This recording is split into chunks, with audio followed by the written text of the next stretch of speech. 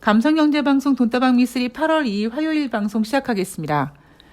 제가 1년 3개월 전쯤에 지인으로부터 스투키를 선물 받았습니다.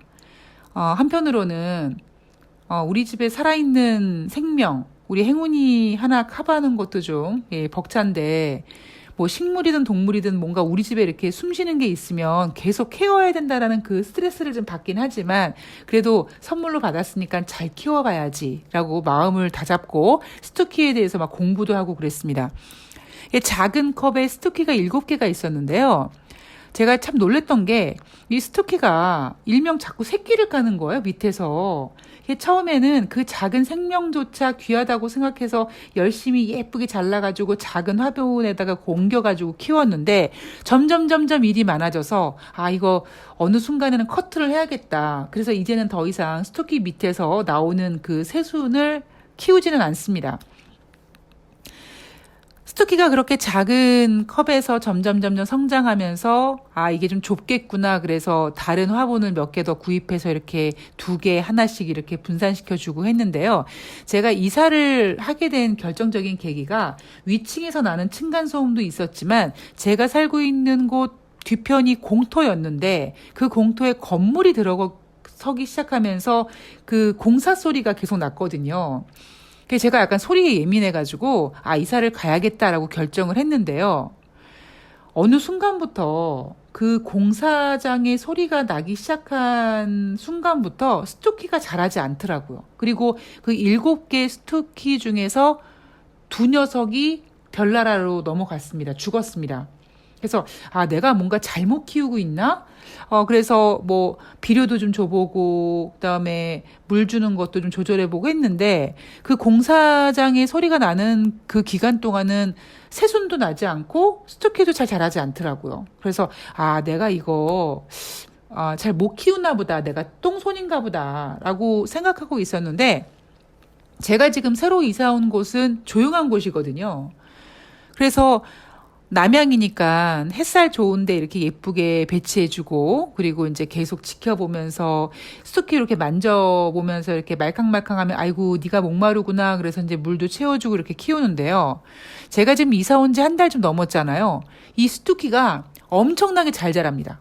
막 새순이 막 얘 잘라주면 쟤가 나고 쟤 잘라주면 얘 나고 막 난리가 나고요. 애들이 막 겁나 튼튼해져요. 그래서 제가 느낀 게 식물이 이렇게 소리에 민감하구나.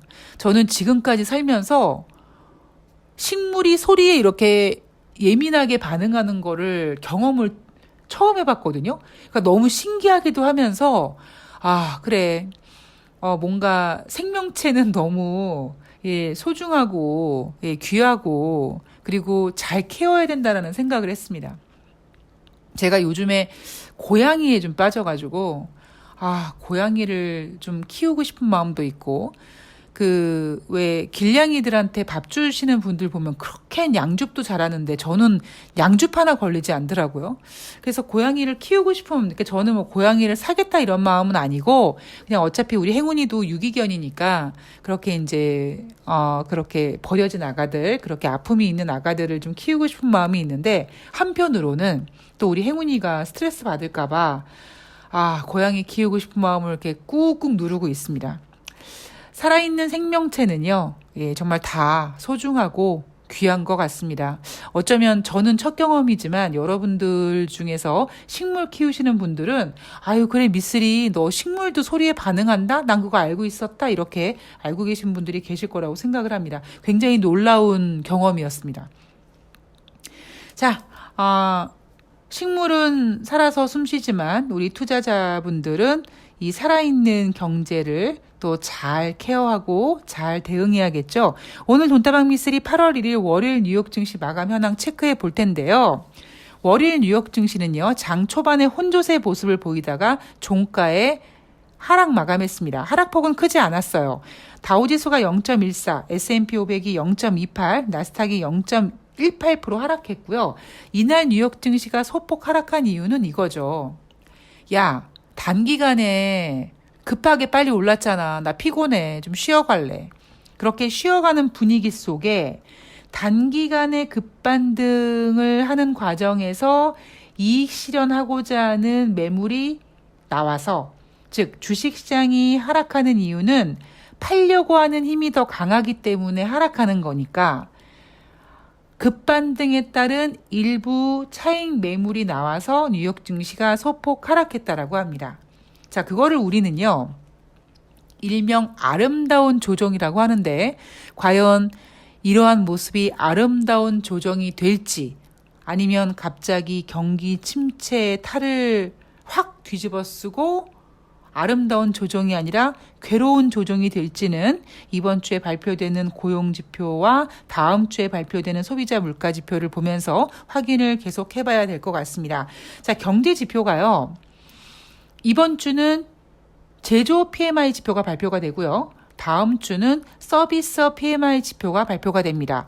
PMI 지표는 기준이 50이고요. 50 이상이면 경기 확장이요. 50 이하면 경기 위축입니다. 그리고 참고로 제조 PMI 지표와 서비스 PMI 지표가 있는데 서비스 PMI 지표가 제조 PMI 지표보다 조금 높습니다.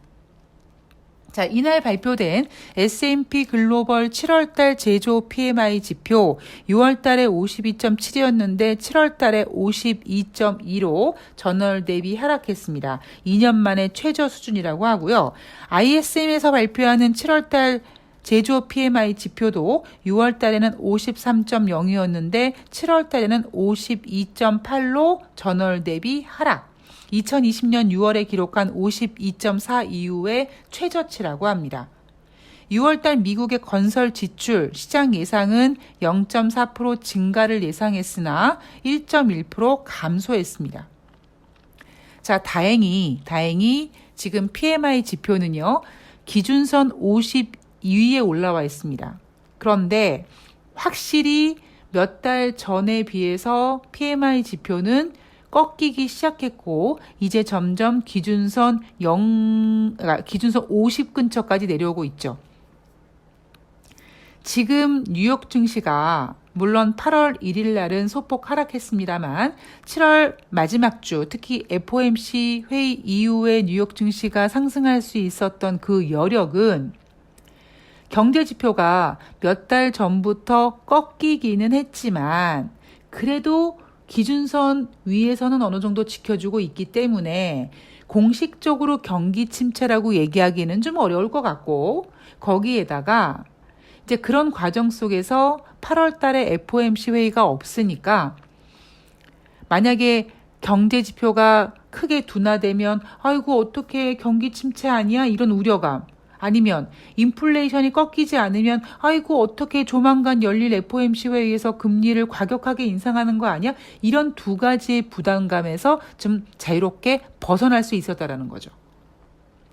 그런데 우리가 냉정하게 인정하고 가야 될 것은 미국 경제가 좋다고 했을 때 이 PMI 지표는요 60을 넘어간 적도 있었습니다.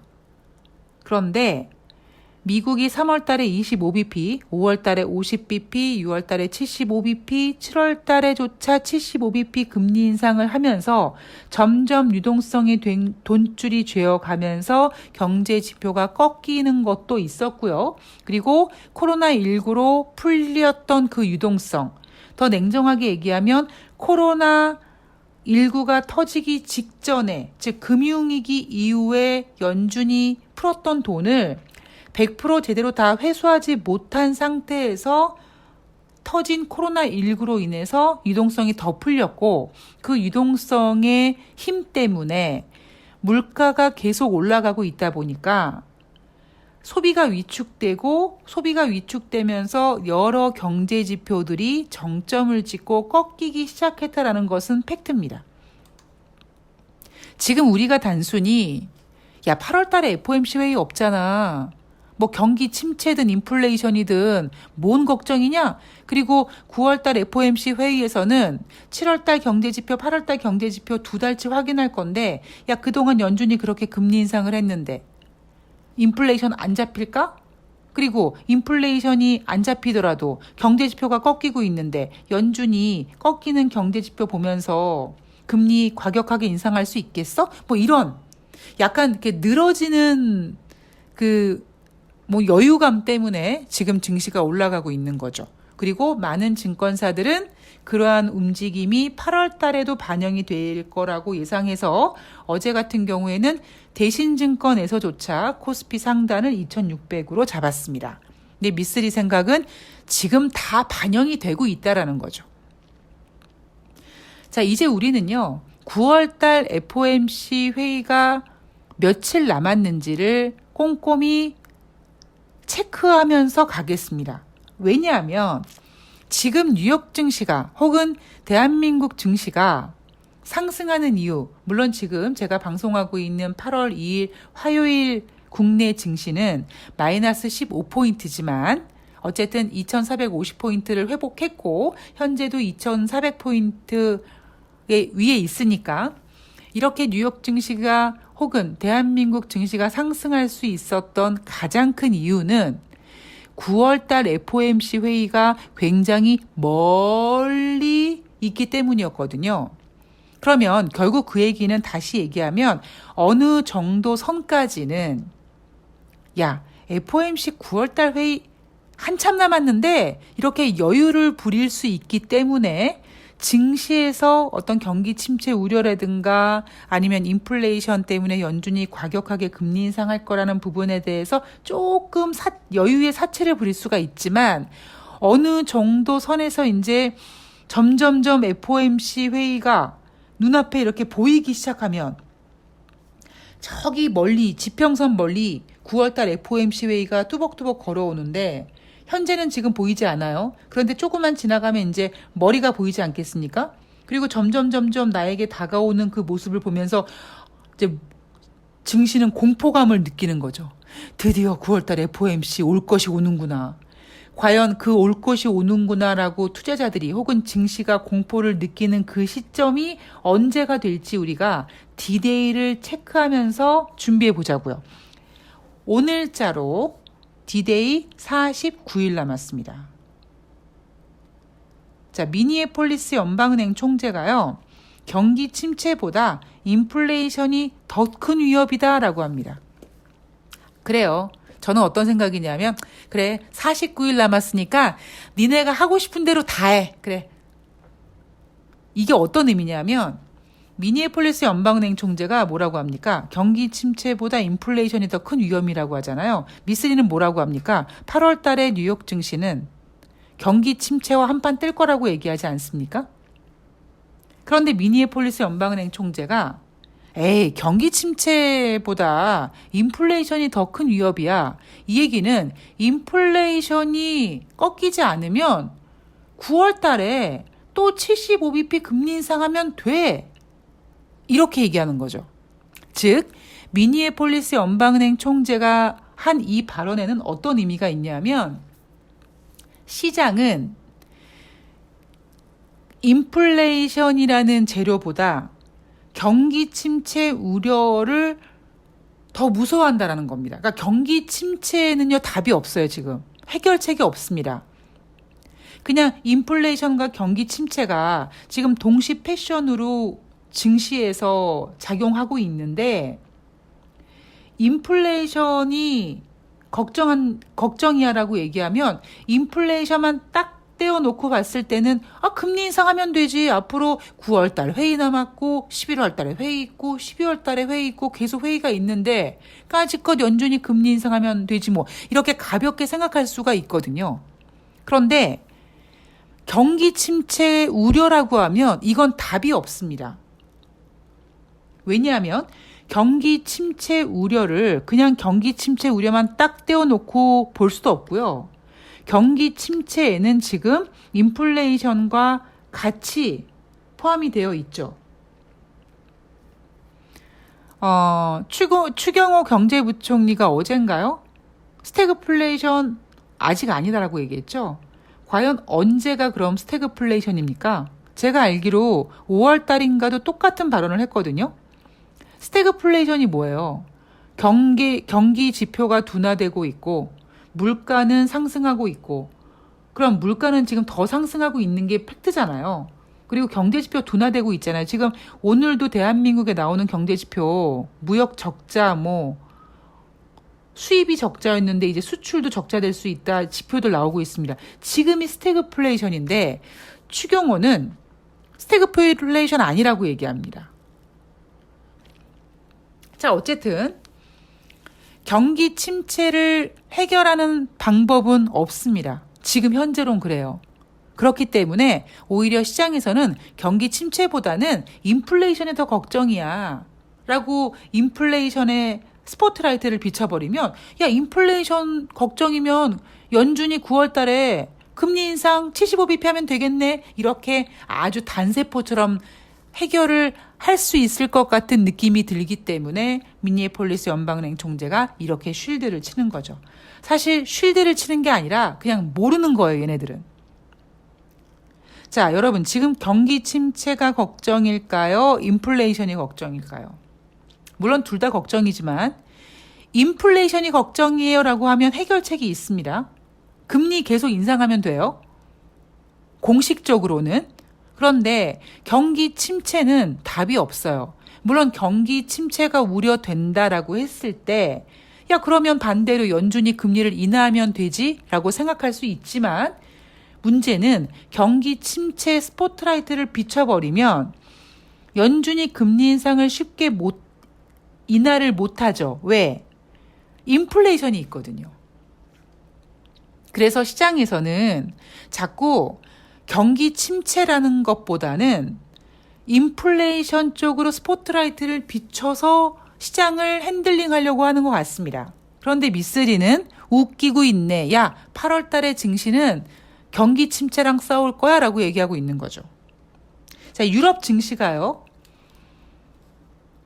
뉴욕 증시와 마찬가지로 8월 달 첫 거래일 하락했습니다.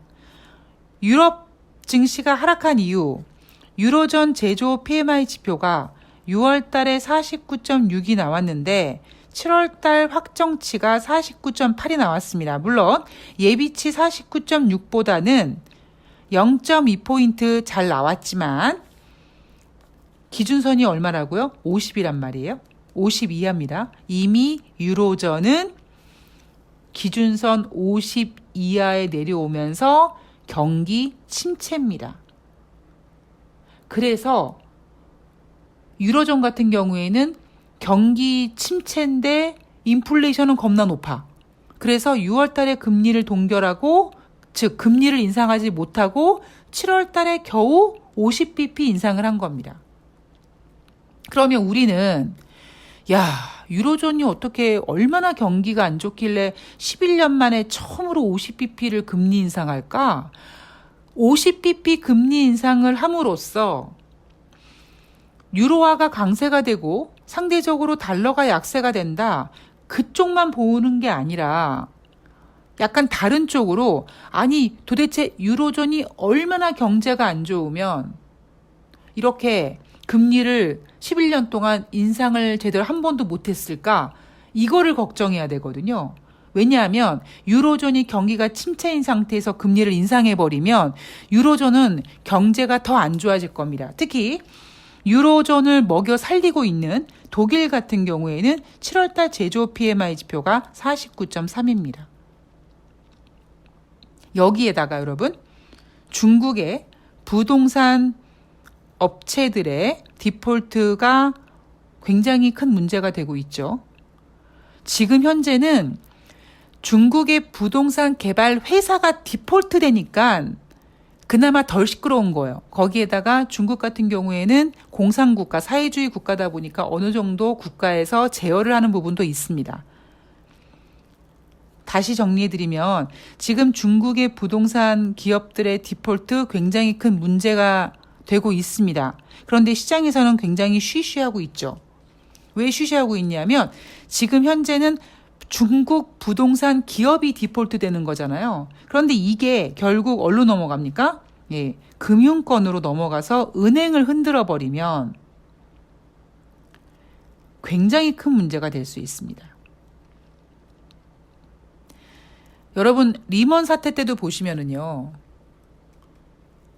제가 주식과 부동산과 이렇게 비교해 드리면서 어떤 시장의 흐름, 경제의 흐름을 보면 경제가 꺾일 것 같다 이런 것들에 대해서 가장 먼저 반응하는 것이 주식이고, 그리고 나중에 반응하지만 그 충격이 굉장히 크고 결국에 그 부동산 충격이 다시 주식시장에 영향을 끼치기도 합니다. 아마 끼칠 거예요. 그랬을 때 지금 뭐 8월 달에 2600포인트 간다, 뭐 이렇게 긍정적인 이야기를 하는 사람들을 보면 오로지 9월달 FOMC에서 금리 인상을 덜 할 거야, 미국은 경기 침체되지 않을 거야, 이런 이야기만 하고 있지만 전 글로벌 상황을 봤을 때 왜 유로존이 그동안 금리 인상을 한 번도 제대로 못했을까? 그리고 금리 인상을 50bp 했는데 유로존은 지금 PMI 지표가 50 이하로 나와 있고 유로존을 벌어먹이고 있는 독일 경제가 굉장히 안 좋아지고 있고, 여기에다가 쉬쉬하고 있지만 중국의 부동산 기업들의 디폴트가 굉장히 문제가 커지고 있습니다.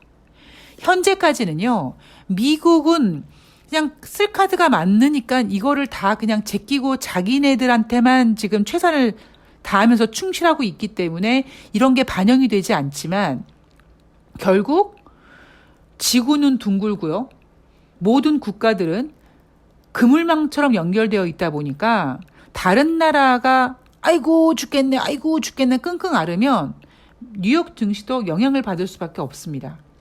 2008년도 미국의 금융위기 이후에 미국은 돈을 풀고 경기를 회복하기 시작하죠. 그런데 다시 미국 증시가 꺾일 때가 생깁니다. 언제입니까? 유럽발 금융위기 때 꺾입니다. 그리고 2015년에 중국이 7% 경제 성장률 못한다라고 하자 미국 증시 꺾입니다. 그러니까 현재까지는 미국은 우리 미국 경제 강해, 인플레이션은 높은데 금리 인상하면 되고, 금리 인상해도 경기 침체 안 와, 미국이 어떤 나라인데 이렇게 버틸 수 있지만 이 버티는 게 이제 어느 순간에 한계에 봉착한다는 거죠. 제닛 옐런 현재 재무장관은 지금 미국의 경기 침체가 아니라 경기 둔화다. 즉 그 얘기는 경기 성장이 둔화되고 있는 거지 경기 침체는 아니다라고 얘기를 합니다. 그리고 제롬 파월 연준 의장도 똑같은 얘기를 합니다. 조 바이든 대통령도 똑같이 얘기합니다. 제롬 파월 연준 의장이나 제닛 옐런 재무장관이나 모두 조 바이든의 입이죠. 그리고 조 바이든은 올해 11월 달에 중간선거를 앞두고 지금 지지율 30%밖에 안 나오는 그 엄청난 초저 지지율을 극복하기 위해서 미국 경제 괜찮아요, 좋아요, 문제없어요 라고 계속 얘기하고 있습니다. 그런데 지금 현재 조 바이든의 입으로 사용되고 있는 제롬 파월 연준 의장이나 제닛 옐런 재무장관은 그렇게 얘기를 하지만 한 걸음 뒤에 물러선 레리 서머스 전 재무장관의 발언을 보면은요, 정신이 번쩍 듭니다. 뭐라고 하냐면 미국 연준이 아직도 인플레이션을 통제할 수 있다는 희망 회로를 돌리고 있다. 미국이 경기 침체에 진입하지 않으면서 인플레이션을 완화시키는 시나리오는 가능성이 적어 보인다. 즉 경기 침체를 겪지 않고 인플레이션을 잡을 수 있다. 개풀 뜯어먹는 소리다 이거죠. 연준의 공격적인 금리 인상 정책이 경기 침체를 일으킬 것이다. 이미 3월 달에 25, 5월 달에 50, 6월 달, 7월 달 75bp씩 했죠. 공격적인 금리 인상을 했습니다. 현재까지는 미국이 괜찮아, 우리 미국 경제 좋아라고 하지만 미국이 그렇게 공격적인 금리 인상을 함으로써 다른 국가들 분명히 이제 부작용이 생깁니다. 연준 위원들은 현재 목표가 2023년 인플레 목표치 2%, 그리고 2024년 실업률 목표치를 4.1% 제시하고 있지만 어린 반푼어치도 없는 소리라고 합니다. 이 수치, 내년에 인플레이션을 2% 잡을 수 있다고, 2024년에 실업률 목표치를 4.1%로 잡을 수 있다고, 이 수치는 굉장히 허무맹랑한 수치다라고 얘기합니다. 그리고 연준 위원들이 지금 현재 미국 경제 상황을 제대로 파악하지 못하고 있다라고 합니다. 이 미쓰리가 지금 계속 주장하고 있는 얘기죠. 그래서 8월 달에 뉴욕 증시는 경기 침체라는 녀석과 싸울 것이다. 지금은 여러분 뉴욕 증시 마감 현황을 보면은요, 물론 조심하자 이런 얘기도 있지만 계속 나오는 얘기가 뭐냐면 뭐 쉬어가는 분위기다, 경기 침체 우려가 없다, 인플레이션 잡힐 수 있다, 그리고 9월달 FOMC 남았기 때문에 시간이 많다, 이런 식으로 정말 제가 생각해도 굉장히 허무맹랑한 장밋빛 전망입니다. 제가 얼마 전 방송에서 세상의 모든 생명체는 시간차가 있다고 하잖아요. 그러면 주식시장에서도 어떤 특정한 호재를 가지고 그 호재에 반영하는 그 테마주, 대장주가 반응하는 속도와 이등주가 반응하는 속도가 다릅니다. 경제지표도 마찬가지입니다. 그렇다면 미국이 올해 3월 달에 25, 5월 달에 50, 6월 달 75, 7월 달 75 이 금리 인상은요, 엄청난 속도와 엄청난 강도입니다. 그런데 너무나 지금 우리가 한 6개월, 7개월 정도, 6개월, 7개월도 아니죠, 여러분. 3, 4, 5, 6, 7, 5개월 만에 그렇게 엄청난 금리 인상이 빠르고 과격하게 진행이 되다 보니까 지금은 그냥 아무런 느낌이 없는 거예요. 뭔가 큰 느낌이 올 것 같은, 와, 75bp 금리 인상을 하면 어떻게 하지 하고 걱정을 했는데 생과계로 그렇게 충격이 없다 보니까 지금 우리가 무뎌지고 있는 거지만 5개월 만에 이렇게 과격한 금리 인상은요, 분명히 하반기에 그 어딘가에 아주 심한 스트레스치를 냅니다. 그게 중국의 부동산 업체일지, 유로존의 경제일지, 아니면 대한민국, 신흥국 같은 국가들일지, 그리고 그러한 어떤 스크래치가 분명히 부메랑이 돼서 미국 증시를 강타할 겁니다. 이대로 뉴욕 증시가 뭐 골디락스딘 뭐 골디락스라고 한다든가 아니면은 뭐 연착륙을 한다든가 이거 안 됩니다. 현실적으로 불가능해요. 어떻게 인생을 살면서 그렇게 편안하게만 삽니까? 물론 편안하게 사는 사람들이 아주 작은 거에 내가 세상에서 제일 불행해 그렇게 생각할 수 있는 경우도 있죠. 그런데 주식시장은, 경제는 그렇게 편안한 사람들이 투자하는 게 아니잖아요. 별의별 사람들과 별의별 이슈를 다 반영하는 게 주식시장 아니겠습니까? 코로나라는 질병도 반영하죠. 또 유동성 같은 것도 반영하죠. 주택시장도 반영하죠. 유가, 전쟁, 기후변화 이런 거 다 반영하지 않습니까? 그럼 결국 주식시장은 완만하게 움직이지 못합니다. 그래서 뉴욕 증시 마감 현황에서 8월 첫 번째 날 하락했다. 제가 그걸 딱 보면서 첫 번째 날만 하락하겠니? 라고 생각을 했습니다. 자, 저는 이제 8월 달 증시가 경기 침체라는 녀석과 한판 뜰 거다. 경기 침체라는 녀석 때문에 힘들어 할 거다라고는 얘기를 못 할 것 같아요. 왜냐하면 아직까지 지평선 너머에 9월달 FOMC가 이 머리끝이 살짝 보이기 때문에 시간적인 여유도 있고, 그리고 미국은 지금 쉽게 증시를 꺾고 싶어 하지 않습니다. 그리고 미국 증시가 꺾이지 않으니까 국내 증시도 따라가겠죠. 어느 정도까지는. 물론 어느 순간에서는 미국 증시와 분리가 될 겁니다. 왜? 미국은 미국은 선진국이고 대한민국은 신흥국이기 때문에. 그래서 이번 주 금요일 날 고용지표가 과연 어떻게 발표가 될지, 예상치는 이미 눈높이를 엄청 낮춰놓은 25만 명입니다. 그랬을 때 지난달 같은 경우는 제 생각에는 경기가 안 좋아질 거를 걱정해서 적극적으로 취업에 뛰어들었다. 그래서 비농업자 고용자 지수가 25만 명을 훨씬 뛰어넘었다. 그래서 37만 명이 나왔다라고 하지만 과연 그러한 모습이 이번 달에도 전개가 될지, 이번 달에 전개가 되면 또 여전히 미국 경제 좋아, 고용이 좋아 이렇게 외치겠죠. 그런데 이미 주간 신규 실업수당 청구 건수를 보면서 26만 명 넘어가면서 고용 지표도 지금 흔들흔들합니다. 7월 달에 여러분 증권사들이 2,600포인트 얘기하고 있는데 굉장히 살살 조심조심 맨날 미쓰리는 조심하라 그래. 저 그렇지 않다니까요. 저 굉장히 공격적인 사람입니다. 저 혼자 매매하는 건 공격적으로 해요. 그런데 많은 분들이 들으시는 방송에서는 이렇게 얘기할 수밖에 없습니다. 그렇기 때문에 하여튼 8월 달도 돌다리도 두들겨보고 조심조심 건너가면서 대한민국은 나라가 망하기 전까지는 주식시장이 열리니까 현금도 투자요. 내가 매매에 자신이 없으면 쉬어가는 것도 괜찮습니다. 자, 오늘 화요일 좋은 하루 되시고요. 저는 내일 방송에서 뵙도록 하겠습니다. 고맙습니다.